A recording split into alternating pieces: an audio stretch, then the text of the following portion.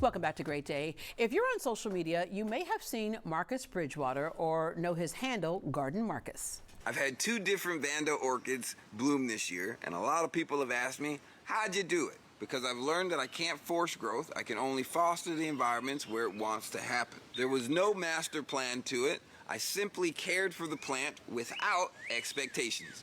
This reminds me, when we're focused on growth versus the reward, beautiful things will happen.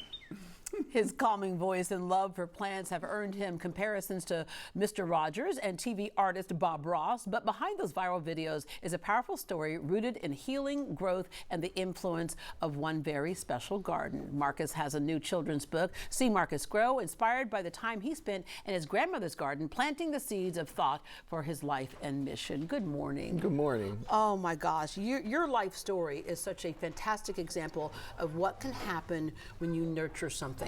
Is not what shows up, but what happens when you nurture it. If you don't mind sharing with us a little bit about, okay, you were adopted. That in itself is, lots of people are adopted and have a great family life, but you had some struggles. Yes, ma'am. Me and my mother were adopted into a family, and that family turned out to be an incredible blessing to my life. The woman who adopted us, she became my grandmother, and she was my best friend for all of the years that she was alive. Yeah, you dealt with a little bullying because you had a speech impediment. Yes, ma'am. Right, you had chronic health issues, I and did. so life was just kind of topsy-turvy for you in so many times. But as you said, you have this best friend and this adoptive grandmother. Mm-hmm. Your mom worked in a plant nursery, so yep. What did you enjoy about being there and then being actually in the garden where you can stick your hands in some dirt? Well, as a kid, you're just outside and you don't realize what you have access to until it goes away. And as a kid, I was fortunate to have access to my grandma's yard and to all of that nature. My mom would bring plants home from the nursery. She'd bring me to the nursery with her, and I'd run up and down those aisles, putting things inside of the pots, picking up pots, putting them away. It was an incredible thing to be exposed to at an early age. Yeah. And it wasn't until I got older, went off to school, had been removed from nature, that I really started to recognize how different I was compared to many of my peers who had never had access to that at an early age. Yeah, but by then the benefits had taken root, if you will, in your soul, right? But it almost like for you was and people say this all the time, was almost like a form of therapy. Oh, absolutely, absolutely. I grew up in a very tumultuous area. As my little town was experiencing the wave of growth and progress from the city. And this is in Florida? This is in Florida. It began to change, and waves of violence started to sweep through my area, as well as drugs and just distractions. Yeah. And how did you not become a part of that? Well, 2 factors. One, I was the last of my generation to experience the village. And so by the time I left school, somehow, without internet, all the ladies on the street knew what was happening.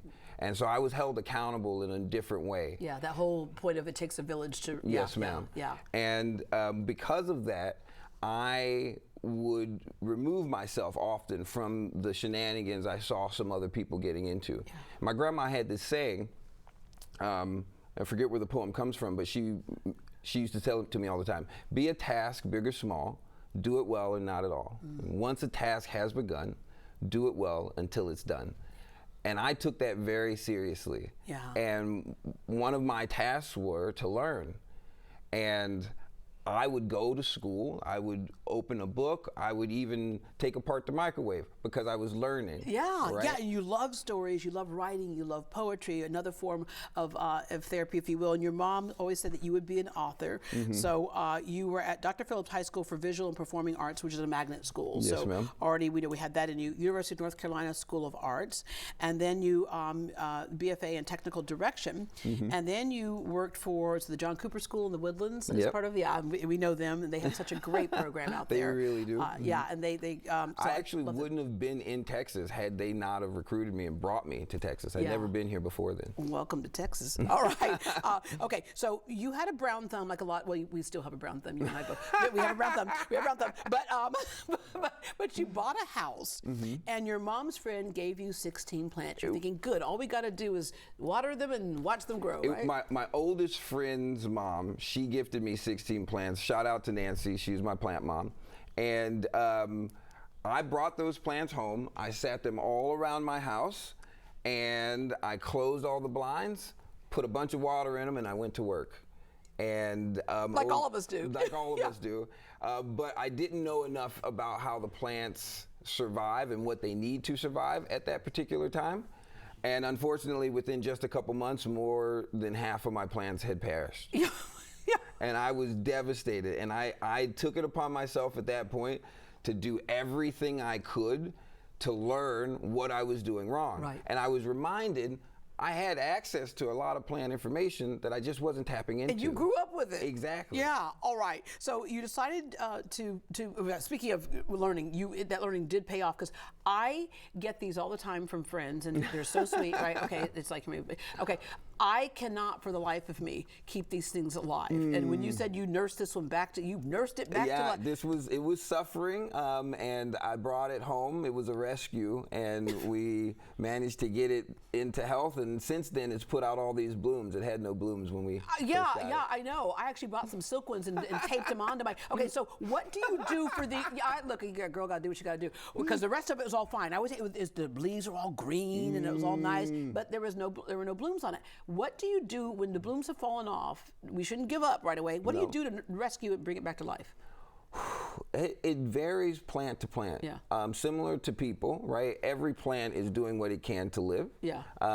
So I don't blanket statement any of my plants. Yeah. What I do is I start trying to watch the plant, and I've created different environments where I know plants like it have thrived. Yeah. So I'll put it in that environment and see if that helps it. Good point, because I have one that's just having a great time. But I looked up like where they naturally come from, and they kind of like in the wooded areas, like a little breeze. So the room that has the ceiling fan going, that one likes it. It has a little breeze and a whole bit. And every now and then I'll put it outside at nighttime. At night, yeah, because it likes that humid, warm, and that coolness. Yeah. Okay, I'm figuring it out, Marcus. Okay, you're helping the rest of us figure it out. What made you decide to go on social media? And you did it at a time where a lot of people were feeling isolated and closed in, and a thing called, during the whole COVID shutdown, and the thing called cottagecore. And people are like, well, what is that? Cottagecore was getting back to those things that our grandparents did before they had all this modern stuff to be, distracted by. So knitting, crocheting, cooking, like really cooking again, and then gardening. Yeah. What made you decide to go online? Well, it was actually a really profound experience. In 2019, a former student came from, who had graduated from the John Cooper School. He went to USC, and he came on his break in 2019, the winter break, and he sat me down and he said, what you've done for me and what you did for the other students was really incredible. TikTok needs you. Oh, wow. So you gotta do what you did for us on TikTok. Now, at the time, I didn't know what TikTok was. I thought it was a calendar app. Yeah. You're like, no. What do you want me to do on a calendar app? And the rest is history. And now you've grown into going back to kind of one of the other things that you loved, and that's writing this book. I love it. See Marcus grow. So you're branching out, if you will. Get it? Branching out. Oh yeah, I got more if you want them. But yeah, you're branching out. And so tell us about this children's book. This is an incredible piece of work. Shout out to my wife, and shout out to Nancy Polson, the publisher. This is a work that represents my culmination of experience in my grandma's garden, and my desire to try to share that love that she gave me with the world. Yeah. And I feel really fortunate and blessed that it came together, and Reggie Brown illustrated it, and it's such a beautiful, beautiful work of art. Yeah, and it parallels, because it's a children's book, but I think adults can get a lot from it as well, because the message, it parallels, kind of between plants and people.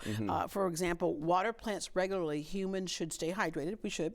Plants and humans need nurture and a space to grow. Absolutely. And plants need pruning like humans need self-care. Yes, ma'am. Yes, ma'am. One of my expertise, and I think it's truly what made me famous, is I'm really good at taking lessons from nature and turning them into wisdom for life. Yeah. And this book is filled with gems of wisdom for children to turn into lessons that they carry with them. Yeah. I feel so fortunate. Again, the essence of this, that we are like plants, what they give, we take. We have so much that we can learn from them. They need shelter, we need shelter. They're affected by vibration, we're affected by vibration. Plants are a safe space. They are. But we have to be conscious of creating that space so that they can thrive. Yeah. Right? And I think that the whole idea of taking care of something, and we do it with pets and things as well, Yep. but that's another level of responsibility. But with plants, it's like taking care of something. And I had to stop and think about it. The joy I have when a plant is like one day, right? And then I've watered it, or I figured something out with it, moved it for a little more sunlight, and then all of a sudden it's all happy the next day, right? And it's like a sense of accomplishment. And the joy you feel from that is ancient. Like, there's something seriously old inside us that has been a companion to these creatures for a long time. Yeah. And because they were here way before we were. Way before. Yeah. And there's so much that I feel like we ignore and we've forgotten because we're not paying attention to our plant cousins the way we used to. But there's so much healing there. There's so much love there. There's so much that we grow from caring. Yeah, and you know what? You're gonna make me do something that I have struggled with some plants, and part of it is just not understanding what goes where in the yard, right? Yes, so ma'am. I did go out and get some silk plants, and I loaded it up in the front yard, and my neighbor had the nerve to call me out in the wintertime going, I didn't think those blooms could last in temperatures like this. I was like, you just mind your own business over there. But I'm gonna take the time to get the right thing and do the right thing and listen to your advice. You mentioned your wife and your son. Yes, they are ma'am. here, the cutest baby ever. Can they come on in? I think they're right out the door. Oh, they're right here. They're right here. Here we go. Oh my gosh. Where's? Oh. Hey. Here's the wife. The baby's the cutest thing ever. They're like, he's distracted. He's doing his own thing. Yeah. And how old is he? He'll be 2 in September. Guess what, young parents? That's what 2-year-olds do. Their own thing. But cutest thing ever. I love how you have the flowers on your outfit right there. But what a beautiful family. What a beautiful story. Oh, and thank you. Thank you so much. And how much time do we have, Brianna? 1 minute. Okay. In that 1 minute we have left, which is not a lot of time to explain this, but like I mentioned, you had come into the world in difficult circumstances. So many people feel like that's the reason why they can't succeed. Share with them why they can.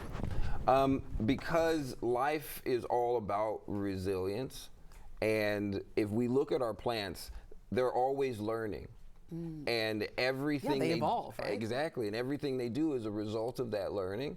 So the more that we recognize we're like plants and we have the same level of persistence, the same capability of learning, the same amount of resilience inside us, the more we can face obstacles and grow. Okay, I'm going to ask you what I asked Lady Bird Johnson once. I said, if you were a plant, what would you be? And she said, difficult question. I want to be something pretty but awfully hard to kill. Like an Indian paintbrush or pink evening primrose. What would you be? I think, because I've got this flower recently, I'm a Dutchman's pike. Okay, I'm gonna have to look that one up. Okay, I'm a Venus flytrap. There you go. All right, thank you so much. You can see Marcus grow and his other books on Amazon and wherever books are sold. And for lessons from his garden, you can follow him on Instagram at garden_Marcus, garden_Marcus. Oh, thank you.